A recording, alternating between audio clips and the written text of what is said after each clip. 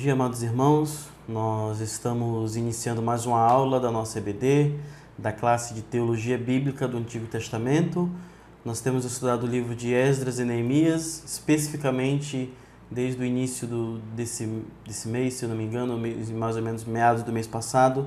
Nós temos estudado Neemias, o livro de Neemias, e nós temos visto sessão por sessão, capítulo por capítulo, ali aproximadamente, qual tem sido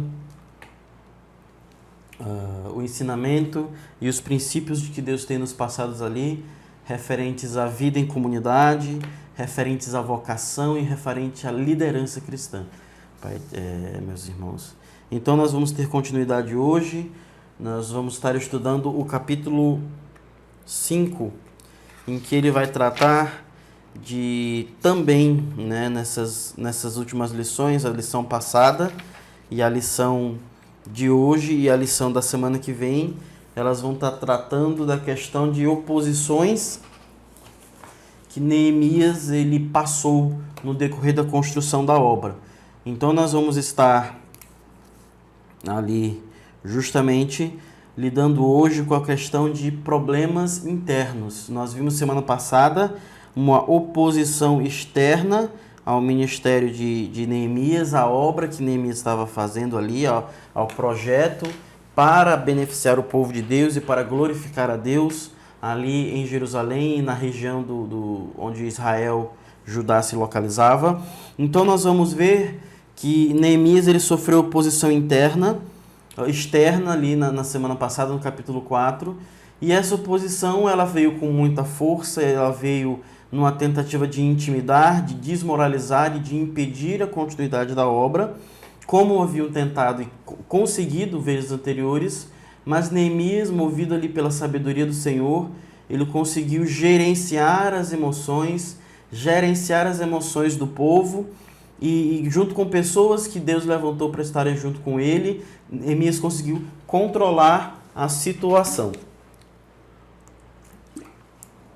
Então, nós vamos ver hoje a relação de problemas internos. E como a imagem bem ilustra aí, os problemas internos, em sua maioria, eles estão referentes quando dentro de uma mesma equipe, dentro de uma mesma comunidade, pessoas com interesses diferentes, primeiramente um dos outros, e posteriormente interesses contrários ao que vai beneficiar essa comunidade e ao que vai auxiliar no cumprimento do propósito dessa comunidade, desse grupo aí, dessa equipe. Esses problemas eles podem trazer grandes malefícios, podem prejudicar o propósito da equipe, a equipe e as pessoas que são membros dela. Então, nós vamos perceber que os problemas externos, eles conseguiram ser contornados de uma forma bem mais simples, comparado ao que nós vemos agora. Problemas externos, eles muitas vezes são apenas tentativas de intimidação. E tentar resolvê-los pela própria força pode nos fazer perder o foco da nossa missão. O que eu quero dizer? Quando nós paramos de fazer o que estamos fazendo, que é o que nós devemos fazer para tentar lidar com opressões, perseguições externas e difamações externas, por exemplo, isso pode acabar sendo um empecilho, na verdade. E, de qualquer forma, vai atrasar ou impedir o cumprimento da missão da equipe. No caso, na equipe a qual estou me referindo é a Igreja de Cristo. E nós vemos um pouco disso na lição passada. Mas problemas internos, eles são exatamente o contrário. Primeiro que eles são mais do que intimidação, mas podem ser motivo de tropeço tanto para nós mesmos, os membros da igreja, como para as pessoas de fora. Problemas internos, eles são de fato uma das maiores ameaças para o cumprimento da missão da igreja e para o bem-estar de uma igreja. Logo, problemas no meio do povo de Deus devem ser avaliados, resolvidos e cuidados com rapidez, principalmente quando eles acontecem no âmbito de liderança. Em nossa presente era, é comum nós fazermos vista grossa aos defeitos da nossa própria comunidade cristã. Nós temos o hábito todas as comunidades cristãs como um todo, eu falo isso de forma geral, elas têm o hábito de apontar os defeitos de uma outra comunidade cristã, de uma outra denominação, e quando se deparam com os problemas da nossa, nós lidamos tentando amenizar, tentando minimizar o problema. Nós vamos ver hoje que a resposta correta para problemas internos dentro da comunidade é justamente o de confrontar o pecado. E isso é uma oportunidade de, confrontando o pecado, glorificar a Deus também.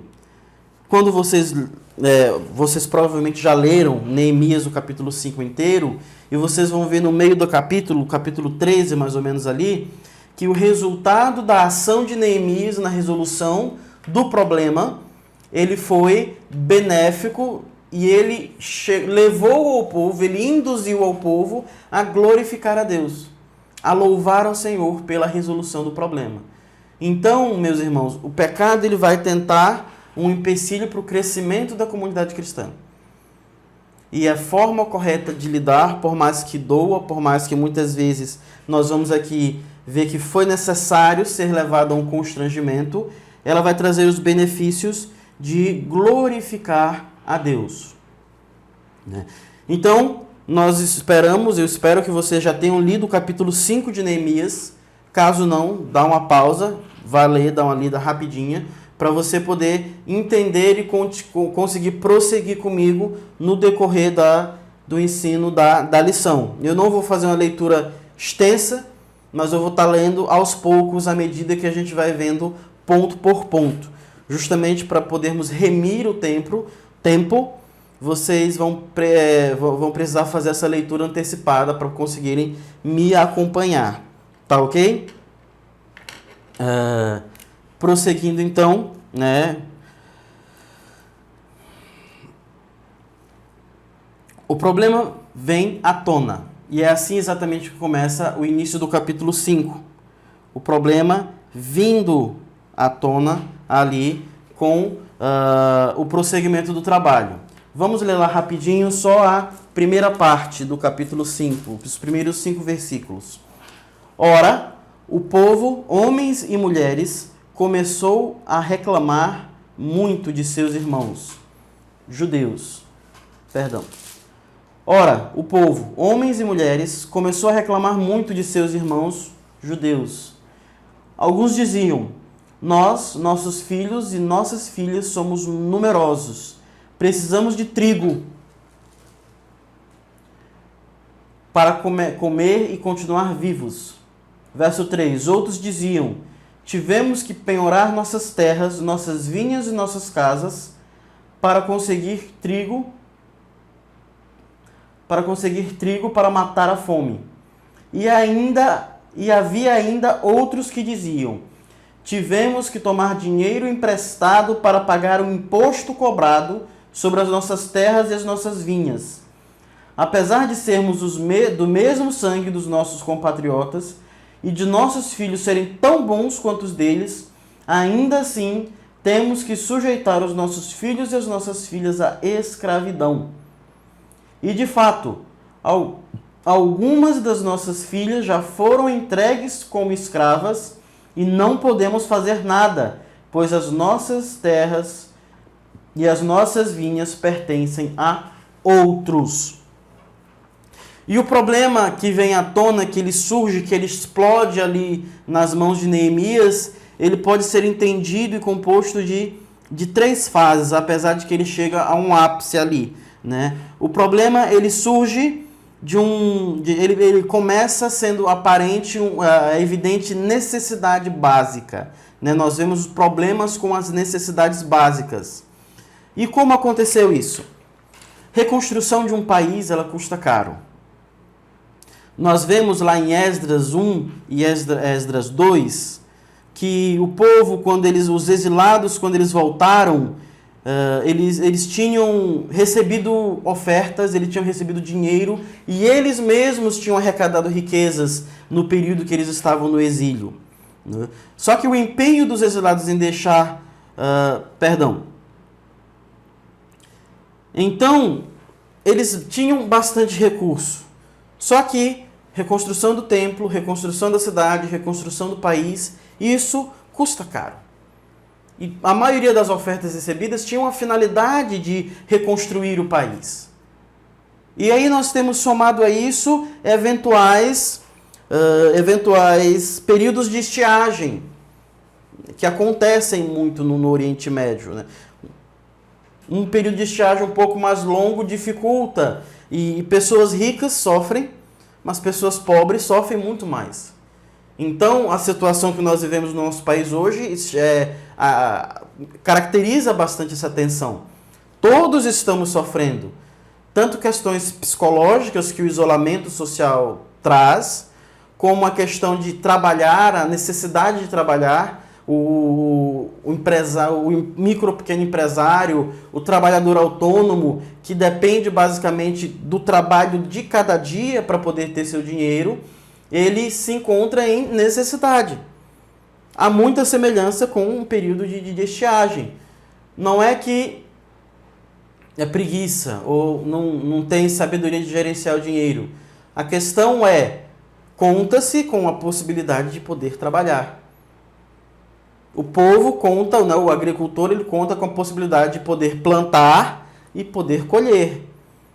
Agora, se ele planta e não tem resposta por causa da seca, e aí? Então, o povo passou por períodos semelhantes. Então, ao mesmo tempo em que o povo passou por isso, eles estavam completamente empenhados na reconstrução de Jerusalém, a reconstrução do país, e muitas vezes eles tinham que ter períodos de deixar um pouco de lado os seus campos para poderem se dedicar a isso.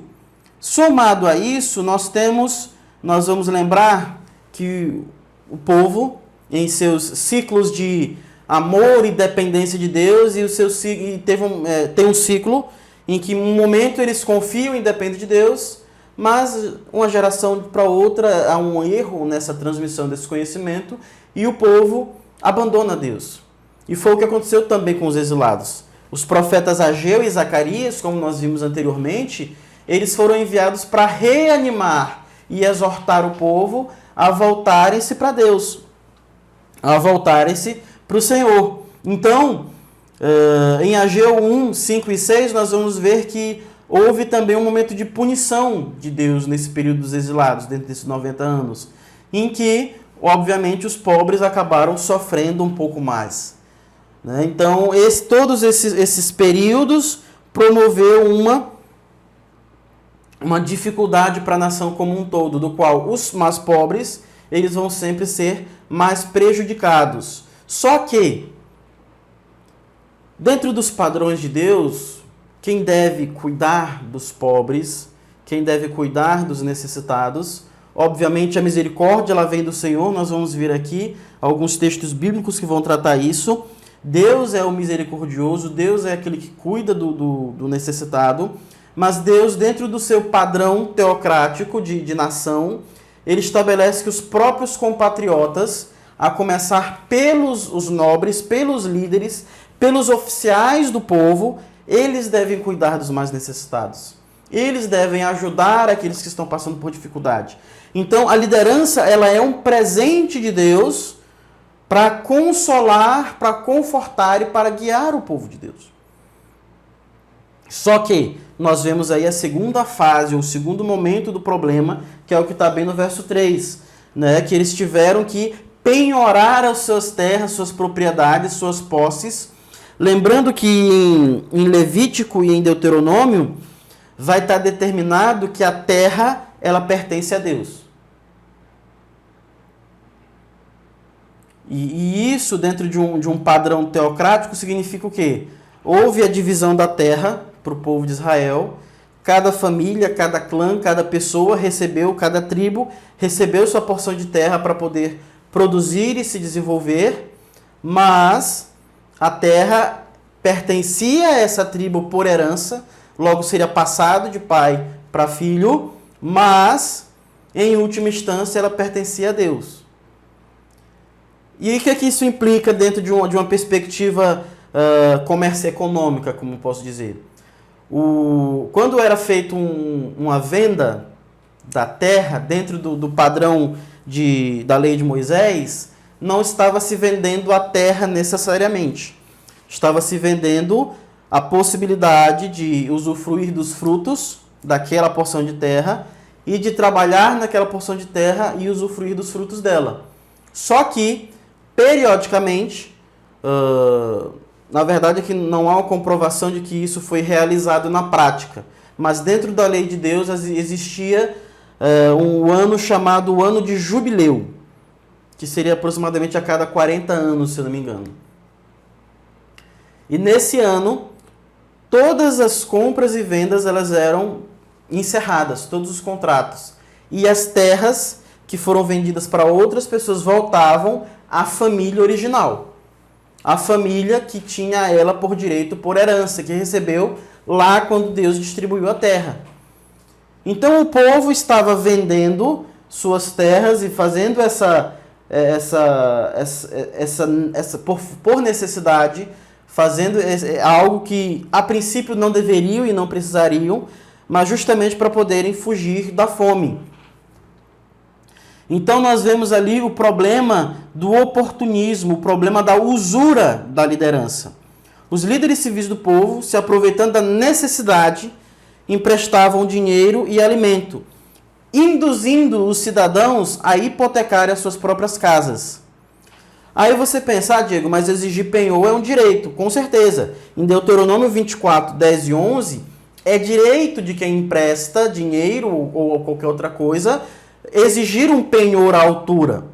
Mas havia orientações referentes à misericórdia, referentes à forma como se devia fazer isso principalmente com o compatriota, com um membro do povo de Israel. Um membro do povo de Israel não poderia oprimir um irmão de sangue, um irmão ali de pátria.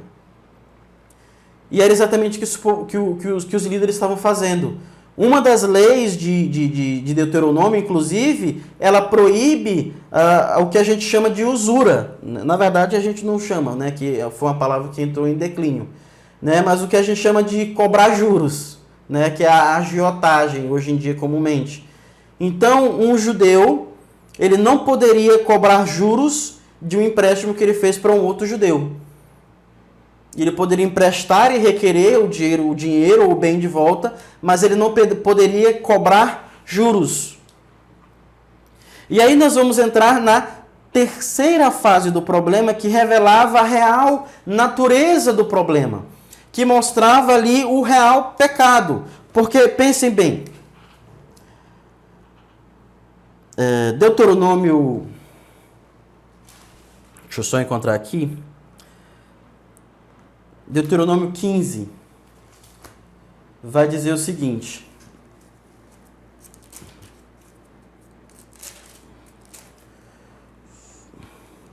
Deuteronômio 15, 11 vai dizer o seguinte: sempre haverá pobres na terra.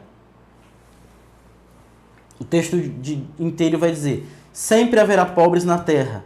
Portanto, eu lhe ordeno que abra o coração para o seu irmão israelita, tanto para o pobre como para o necessitado da sua terra. Então, o que eu quero dizer? O primeiro problema apresentado, a fome, a pobreza, não era necessariamente um pecado. Nós vemos como consequência do pecado. Eu falei um pouco disso na pastoral dessa semana. O problema da liderança, usar de usura, emprestar dinheiro esperando receber retorno com juros, sim, era um pecado da liderança. O terceiro problema ele se apresenta ainda mais grave, porque ele apresenta a ideia de que a liderança deliberadamente estava impondo severos impostos sobre o povo, de forma que estava induzindo eles a terem que vender não só suas terras, não só suas vinhas, não só o produto do seu trabalho, mas também se vender. Eles estavam sujeitando o povo que era o povo deles, estavam sujeitando o povo do qual eles faziam parte à própria escravidão. Então esse era o pecado. Os mesmos líderes que emprestavam dinheiro, eles estavam impondo juros. O povo ele praticamente estava sendo reduzido pelos líderes à miséria e sendo conduzidos à escravidão. Então aí está o pecado. E aí que encontra-se o real problema da situação, né? O povo, a exploração e a corrupção dos líderes. E aí eu quero fazer só um link antes de nós continuarmos. Provavelmente isso estava relacionado com os líderes que tinham associação com o que eu já falei na lição anterior, o bendito, falando sarcasticamente, Tobias, que era um oficial amonita com quem muitos judeus tinham alguns contratos, tinham algumas ligações contratuais, ligações de aliança, do qual eles estavam de alguma forma subordinados. Então nós vemos esses líderes judeus cedendo aos padrões do mundo para conseguirem a segurança que eles achavam que não tinham, por não terem muros, não terem segurança. Então era imposto sobre eles algumas obrigações, e eles transmitiam essas obrigações para o povo através de quê? Através de impostos, através de opressões. E para fazer isso, eles se aproveitavam também, acabavam se corrompendo e procuravam a oportunidade de enriquecer. Então, o real pecado aqui é justamente a questão da opressão sobre o povo, pelo qual eles eram responsáveis de cuidar. Eles eram responsáveis de ser agentes da justiça, corretamente, mas também da misericórdia de Deus. Então, em outro trecho, se eu não me engano, em Deuteronômio 24, Deuteronômio 15 e Deuteronômio 24, eles são a base para a refutação de Neemias. E ele vai dizer o quê? Que nós devemos ter misericórdia do necessitado. E isso vai ser em resposta a quê? Nós vamos ver futuramente que é em resposta à misericórdia de Deus. Então nós vemos essa queixa sendo apresentada a Neemias e nós vamos ver agora a reação de Neemias. Mas antes de entrarmos na reação de Neemias, eu queria destacar o quanto Neemias ele foi encontrado aprovado por Deus. O quanto Neemias, mais uma vez, ele se apresentou como justo e preparado para lidar com certas situações diante de Deus. Leiam comigo somente o verso 6 do capítulo 5. Quando ouvi a reclamação e essas acusações, fiquei furioso. Verso 7. Fiz uma avaliação de tudo e então repreendi os nobres e os oficiais, dizendo-lhes: vocês estão cobrando juros dos seus compatriotas.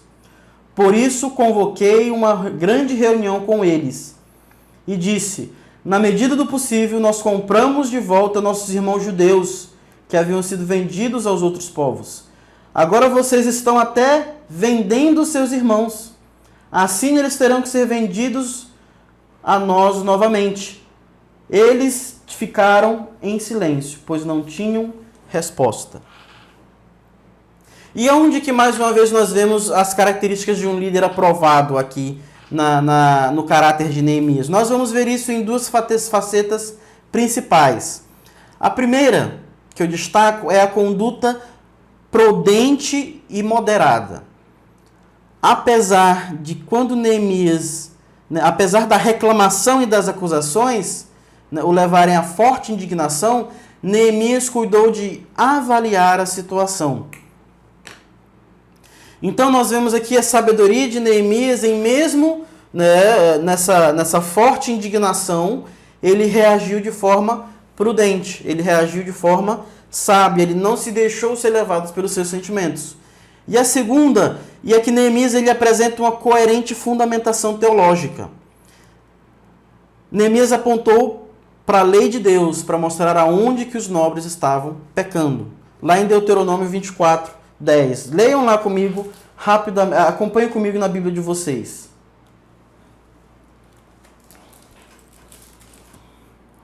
Deuteronômio 24, verso 10, que vai dizer assim: quando um de vocês fizer um empréstimo de qualquer tipo ao seu próximo, não entre na casa dele para apanhar o que ele lhe oferecer como penhor. Fique do lado de fora e deixe que o homem a quem você está fazendo empréstimo traga a você o penhor. Se o homem for pobre, não vá dormir tendo com você o penhor. Devolva-lhe o manto ao pôr do sol, para que ele possa usá-lo para dormir, e que lhe seja grato. Isso será considerado um ato de justiça pelo Senhor, o seu Deus. Então, Deus ele estabelece padrões de misericórdia, até mesmo nas nossas relações interpessoais e comerciais, do qual o povo ele estava ali, os líderes eles estavam ignorando deliberadamente.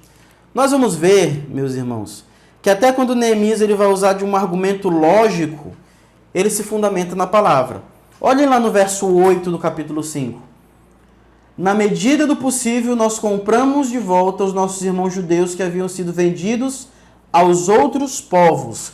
Ele pode estar se referindo aqui tanto ao momento em que os exilados da Babilônia foram para o cativeiro, ou em algum momento em que ele, na sua gestão, fez esse ato de estar comprando o povo de volta dos povos vizinhos, dos povos estrangeiros até que residiam lá na residência. E aí ele acusa eles de estarem vendendo novamente. E aí ele faz uma declaração interessante. Assim eles terão que ser vendidos a nós novamente. Aqui ele está fazendo uma citação indireta, ele está fazendo uma alusão a Levítico 25, 47. Que vai dizer justamente que quando um compatriota, um judeu, fosse vendido, o irmão ou alguém que visse, que soubesse, ele tinha por obrigação fazer de tudo para comprar essa pessoa de volta. Nós estamos falando aqui de um regime de escravidão, de uma sociedade escravatista. Mas Deus ele não permitia que o seu povo fosse entregue, né, dentro da teocracia dele, dentro do regime social e dentro da sociedade que ele pretendia para o povo de Israel. Não deveria haver judeus escravos de povos estrangeiros. Levítico 25:47 diz o quê? Se um estrangeiro ou um residente temporário entre vocês enriquecer, e se alguém do seu povo empobrecer, e se vender a esse estrangeiro ou alguém que pertença ao clã desse estrangeiro, manterá o direito de resgate mesmo depois de se vender. Um de seus parentes poderá resgatá-lo, ou seu tio, ou primo, ou qualquer parente próximo poderá ser resgatá-lo. Se todavia prosperar, poderá resgatar a si mesmo. Então, o povo de Israel, Judá, eles tinham por obrigação comprar de novo o seu irmão. Então ele está usando um argumento lógico para chamar o povo, os líderes de quê? Eles estavam fazendo uma atitude burra. Eles estavam sendo burros ao fazer isso. Eles estão vendendo seus irmãos e posteriormente eles vão ter que comprar de novo. Isso é algo não lógico, isso é algo irracional. Só que ele fundamenta seu argumento em quê? Nas Escrituras. Uma vida fundamentada nas Escrituras tem toda a diferença, meus amados. Então, vamos seguir novamente dando prosseguimento à nossa lição. E aí nós vamos ver que Neemias ele vai usar da confrontação, a partir do verso 6 do capítulo 5 até o verso 13. E ali ele vai fazer uma confrontação em 3 momentos, né? E nós vamos ver essas etapas agora. O primeiro momento de Neemias é a sua indignação. E isso é um pouco complicado para muitos comentaristas, tem dificuldade de encontrar uma resposta, um consenso quanto a essa indignação. Na minha tradução diz indignação, furioso. Algumas outras traduções dizem indignação. A versão revista atualizada vai dizer me indignei, mas outras revistas vão dizer que ele realmente se irou. E no consenso particular, no consenso comum, a ira ela é vista particularmente como algo ruim, algo negativo, algo pecaminoso. E o verso em questão, ele não pretende apresentar isso como um defeito em Neemias. é um defeito de seu caráter. Apesar de Neemias certamente ter algum defeito, né, na sua personalidade, no seu caráter, ou à medida da sua vida. Mas essa ira, ela não tinha esse objetivo de mostrar, Neemias, ele pecou. O objetivo, dentro do nosso entendimento, é que Neemias, existem alguns momentos, existem algumas situações em que é justo se irar. É o momento correto para se irar. Apesar de que esses momentos, na minha opinião, são raros. Então, nesses momentos em que a ira é uma resposta justa e certa às situações, Neemias estava apresentando uma delas. E isso, meus irmãos, não entra em contradição com as Escrituras. Nós vamos ver na vida e no ensino de Jesus que em alguns momentos ele manifesta uma indignação em seus sermões. Lá em Mateus 26, 36, Mateus 23, verso 23 ao 36, nós vamos ver um tom bastante pesado e um tom bem indignado da parte de Neemias. Ou de Jesus, por exemplo. Vamos ver lá comigo na Bíblia de vocês, Mateus capítulo 23. Verso 23, ele vai dizer assim, nesse momento Jesus estava fazendo algumas exortações ao povo, e ele estava se dirigindo especificamente aos fariseus, a classe, a seita dos fariseus e aos mestres da lei. E ele vai dizer o que? No verso 23, capítulo 23, verso 23. Ai de vocês, mestres da lei e fariseus, hipócritas, vocês dão dízimo da hortelã, do endro e do cominho, mas têm negligenciado os preceitos mais importantes da lei, a justiça, a misericórdia e a fidelidade. Vocês devem praticar estas coisas sem omitir aquelas.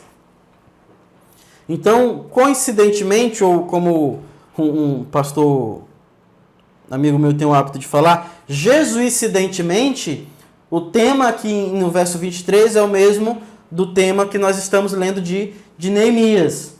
Mas você perceba que Jesus ele usa um tom pesado, ele faz uma perdão.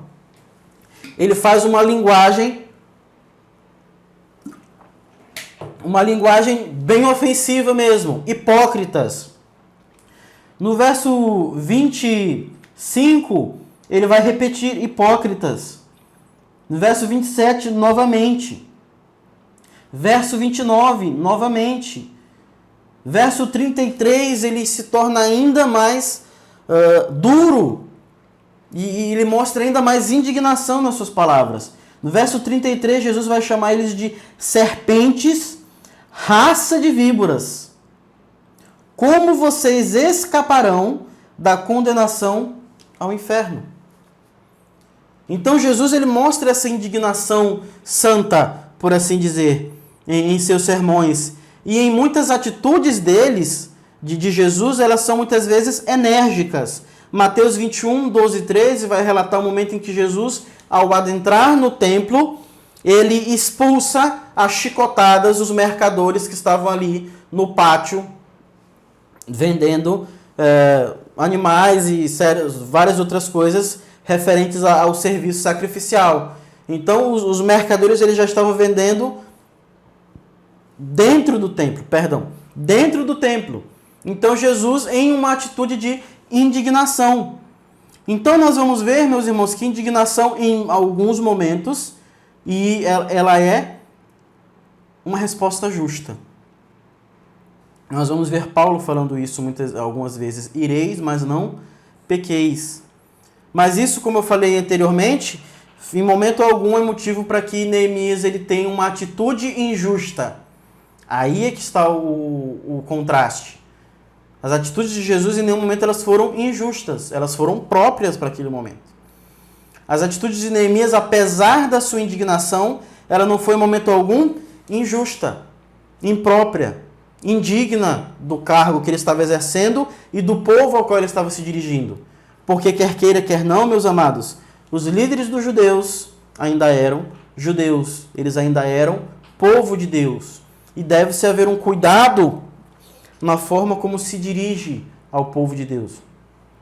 Eu vejo né, assistindo bem mais no momento em que nós estamos vivendo agora, mas anteriormente eu já assisti algumas pregações, alguns estudos, e as pessoas me mandavam alguns recortes, trechos de pregação, e nós percebemos que muitas vezes alguns preleitores, alguns pastores, alguns pregadores, eles se veem no direito de usar um linguajar impróprio. E eu não digo nem palavrão, eu não digo nem palavras de baixo calão, mas eu digo até mesmo um linguajar desrespeitoso para com os irmãos, justificado pelo simples fato de que os irmãos não estão tomando uma conduta realmente cristã.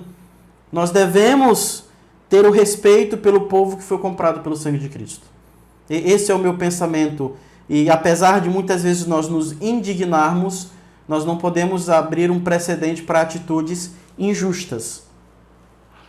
Retornando, nós seguimos, e Neemias, como ele sempre faz, ele passa para uma avaliação da situação. Justamente para que, ao confrontar os nobres, não haja uma desculpa, não haja o que os nobres poderiam chamar de uma justificativa do problema, do que eles estavam sendo acusados. No verso 7, ele vai fazer essa investigação. E isso está em total coerência com 1 Timóteo 5,19, que vai dizer o quê? Lá em 1 Timóteo 5,19,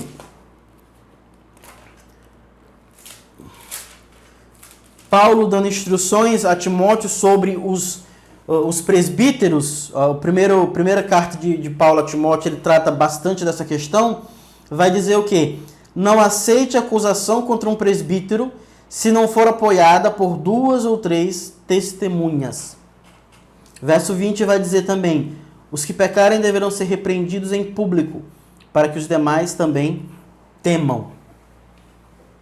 Então, o que representa esse 2 ou 3 testemunhas? Não aceite uma acusação contra um líder, contanto que ela seja bem fundamentada, que ela possa ser bem comprovada. Neemias certamente não conhecia esse texto bíblico, até porque ele foi escrito bem depois de Neemias. Mas ele conhecia o princípio. Ele conhecia a pessoa que escreveu, Deus, no caso. Então ele usa desse princípio para fazer a avaliação da situação. E posteriormente Neemias ele faz uma confrontação particular dos nobres. Ao ler o texto, verso 7, nós percebemos que os nobres foram confrontados e repreendidos 2 vezes. E isso também está em conformidade com 1 Timóteo 5:20, 19 e 20, em que os líderes eles devem ser repreendidos publicamente também. Mas os líderes não chegariam ali surpreendidos. Eles não chegam ali sem saber o que estava acontecendo. Aqui, em particular, então nós vemos a repreensão particular e logo em seguida uma repreensão pública. A maioria dos comentaristas vai entender que o fato de haver essas 2 repreensões está em concordância também com Mateus 18. Justamente pensando que na primeira confrontação, aqui no verso 7, os líderes eles não aceitaram, eles ignoraram Neemias. Perdão. Então Neemias, passando para o próximo momento, passando para a próxima fase da solução do problema, ele convoca uma assembleia em que ele pretende inquirir, ele pretende confrontar os líderes ali de Judá. E aí ele vai partir para essa próxima confrontação ali no verso 7 também. Só que aí agora vai ser do verso 7 ao 12, a convocação da assembleia. Isso tinha o objetivo de uma repreensão pública, por se tratar também de um problema público. Então, ainda que os nobres tivessem aceitado a repreensão no primeiro momento, Neemias, certamente ele teria parado a obra, como ele fez. E aí nós vemos mais uma vez o perigo de problemas internos, problemas no seio da igreja, e para anunciar a resolução do problema, justamente para que o povo visse que o problema ele não foi jogado, ou vou usar aqui é um tipo de gíria, né? Um tipo de linguagem popular, não foi jogado panos quentes sobre o problema. Então Neemias, ele provavelmente já apresentaria para confrontar e apresentar a solução do problema. Só que aqui fala no verso 7 que ele apresentou novamente todo o problema para o povo. Ele confronta os líderes diante do povo. Justamente por se tratar também de uma falha da liderança. Um destaque interessante, e é justamente o que eu comentei, é que as várias opressões externas, né, as difamações, as intimidações, a ameaça de ataque armado, e somente quando o ataque armado ele foi iminente, é que o povo parou a obra por um momento. Somente quando disseram assim, a qualquer momento vão atacar, Neemias parou a obra por um momento. Mas, quando se trata de problema interno, no momento em que Neemias soube, ele teve que parar a obra. Então, meus irmãos, muitas vezes, problemas dentro do seio da igreja, eles vão ser, sim, grandes empecilhos para o prosseguimento do desenvolvimento, edificação, evangelização e crescimento da igreja, tanto espiritual como numérico. Ok? Então, os ricos, eles estavam explorando os mais pobres, pessoas dos quais eles foram colocados como responsáveis diante de Deus. Pessoas pelos quais eles prestariam contas. Então, eles não estavam se atentando para essa situação, para essa responsabilidade. E aí, Neemias finaliza a resolução desse problema fazendo o quê? Eles sacramentam um juramento.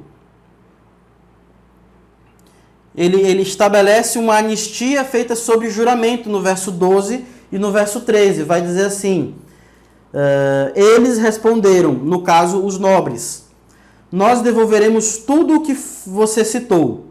Eu vou voltar só ao verso anterior para vocês entenderem o que foi determinado por essa anistia.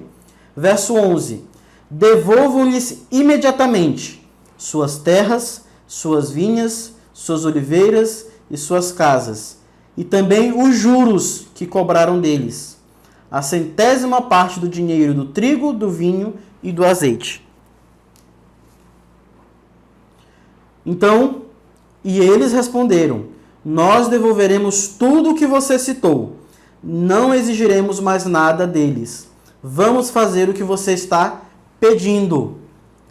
Então convoquei os sacerdotes e os fiz declarar sob juramento que cumpririam a promessa feita.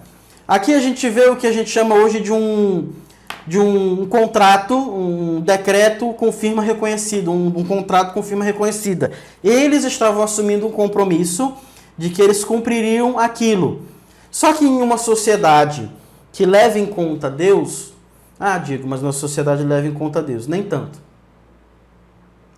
Em uma sociedade em que é vista Deus como supremo juiz, que nem os judeus têm essa sociedade, tinham naquele momento, fazer um juramento sobre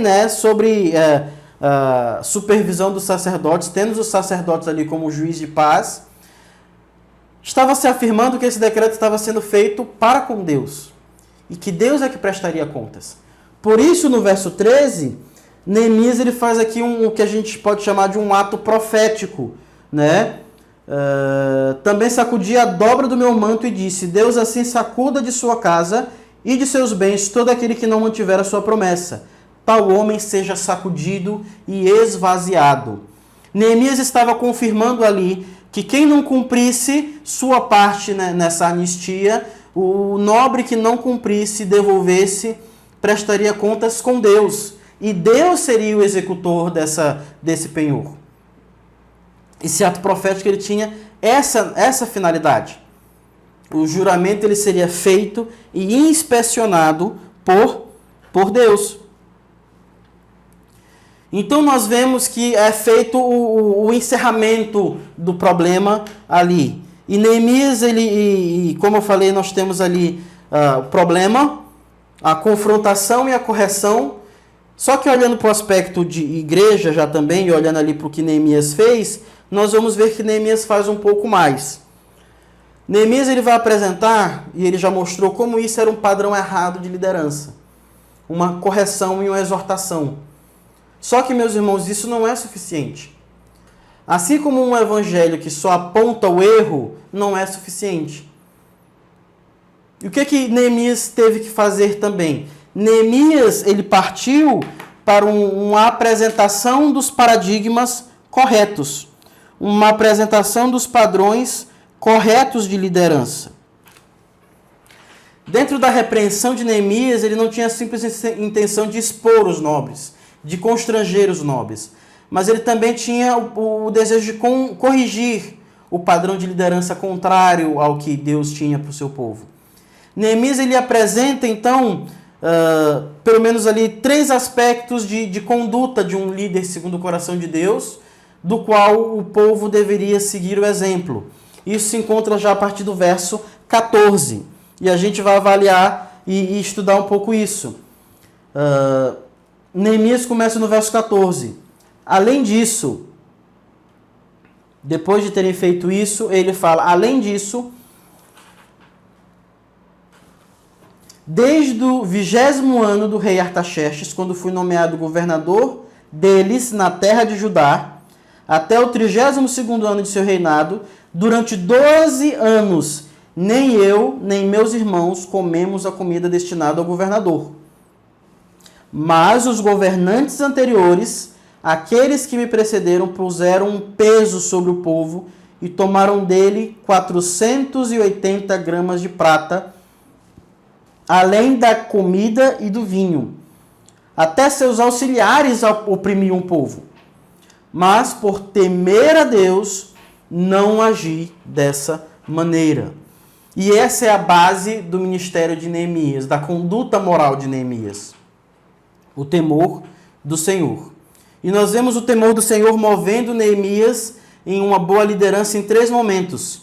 Nós vemos esse primeiro momento, o princípio da boa liderança fez com que o temor do Senhor levou a Neemias a ter um princípio de uma boa liderança. Uma liderança que não oprimia o povo, não era um peso para o povo, que não impunha ao povo severos tributos, que não era um prejuízo para o coração do povo, que não castigava o povo ali.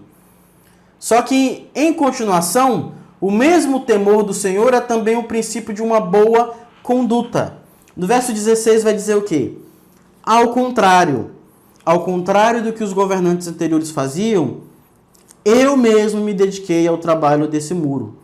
Todos os meus homens de confiança foram reunidos ali para trabalho, e não compramos nem um pedaço de terra.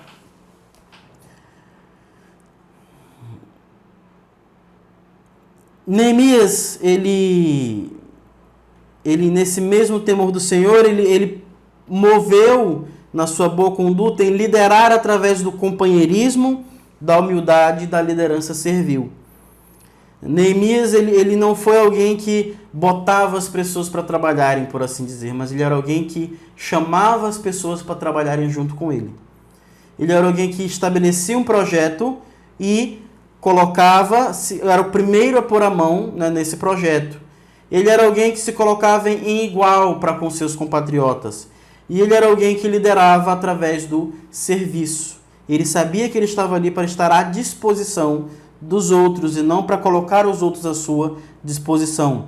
Até porque, como nós vemos, Neemias ele sabia que ele não tinha sido constituído por Artaxerxes. Ele foi constituído governante por Deus. Assim como no verso 1, ele reconhece que a benevolência de Artaxerxes não era sua própria, mas era uma ação de Deus através da vida de Artaxerxes. Então ele sabia que a pessoa para quem ele realmente prestaria conta seria Deus. E por último, nós vemos que o temor do Senhor, ele gera em Neemias uma postura de misericórdia e hospitalidade. Segue ali a partir do verso 17, em que Neemias vai descrever que 150 homens, entre judeus do povo e seus oficiais, comiam na mesa de Neemias, como também das pessoas vizinhas que vinham visitar. Todos os dias eram preparados à custa de Neemias um boi, 6 ovelhas gordas, aves variadas, e a cada 10 dias ele recebia uma grande remessa de vinho de todo tipo. Apesar de tudo isso, apesar de todo esse gasto, ele jamais exigiu comida destinada ao governador, pois eram demasiadas as exigências que pesavam sobre o povo. Como um bom amigo me disse uma vez, né, uma boa teologia, uma teologia madura, uma teologia profunda, ela gera uma boa conduta e maturidade. Vemos Neemias esbanjando de uma liderança aprovada, ao não ser um peso, a ser alguém que soma e honra o povo com seu serviço, e além de tudo isso, Neemias era alguém que manifestava a misericórdia de Deus através da sua hospitalidade também. Então, Neemias ele estabelece ali um padrão de liderança e um padrão de conduta cristã, meus amados, do qual nós devemos nos basear também, tanto os cristãos de forma geral, mas muito mais, os líderes. É isso que nós devemos buscar como liderança. Então, uma última reflexão, um pequeno recorte de um dos livros que eu peguei essa semana para poder acrescentar a nossa classe. E ele vai, nesse momento que fala sobre a questão dos problemas com os nobres, ele vai fazer uma analogia e dizer que, muitas vezes, a principal dificuldade que a igreja tem sofrido não vem da perseguição externa. Não vem, por exemplo, de uma opressão velada que existe pelas autoridades, por assim dizer, em muitas cidades, em muitos estados e no nosso próprio às vezes. Não vem de outras religiões. Perceba, por exemplo, que Neemias ele não tratou de repreender Sambalate, Tobias ou os outros que oprimiam, os estrangeiros que oprimiam o povo. Ele vai lembrar, inclusive, que não há nada de memorável nesses homens. Eles eram fora do povo de Deus. Eles eram pessoas alheias aos decretos de Deus. Então era natural alguém que é desligado de Deus se opor a Deus. Mas, dentro do povo de Deus, não se pode permitir esse tipo de atitude. Esse tipo de ação ele é altamente prejudicial dentro da sociedade cristã. E dentro desse recorte ele vai dizer o seguinte: quem é responsável pela maior oposição ao trabalho cristão hoje? É o governo com políticas radicais de separação entre igreja e Estado? É a União Americana das Liberdades Civis? Com um forte viés antirreligioso? Eles podem ser fonte de oposição genuína, e são. O mundo é uma fonte de oposição forte contra o Evangelho. Mas não é verdade que a maior oposição do trabalho cristão hoje vem de dentro da igreja.